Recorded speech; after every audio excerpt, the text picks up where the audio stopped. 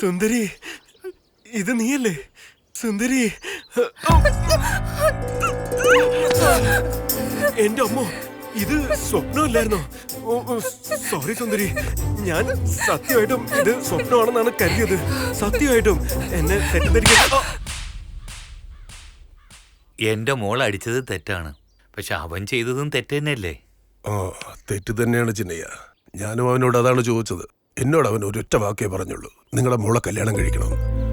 മാസം 1 ലക്ഷം രൂപ സമ്പാദിക്കുന്നുണ്ട്. അമ്മയുടെ അച്ഛൻ്റെ സ്നേഹം അറിയാത്ത പയ്യന.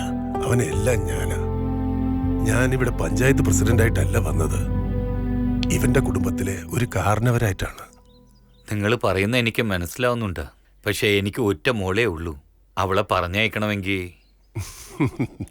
നിങ്ങളുടെ മോൾ ഒരു സ്വർണമാണെന്ന് എനിക്ക് മനസ്സിലാവുന്നുണ്ട്. സ്വർണമാണെങ്കിൽ അകത്ത് വെക്കണം, അപ്പൊ സുരക്ഷിത കിട്ടും. കല്യാണമായ പെണ്ണിനെ വീട്ടിൽ വയ്ക്കും തോറും ഭാരം കൂടത്തേ ഉള്ളൂ. അദ്ദേഹത്തിന് സിഗരറ്റ് വലിയും വെള്ളമടിയും ഉണ്ട്. നിർത്തി. കല്യാണം കഴിഞ്ഞ നിർത്തിക്കോളാം. അവന്റെ ഒരു പെർഫോമൻസ് വിശ്വസിക്കുന്നില്ലേ? പ്രോമിസ് ആയിട്ടും. ഇതിനേക്കാളും വലിയൊരു വാക്ക് എനിക്ക് പറയാൻ അറിയില്ല.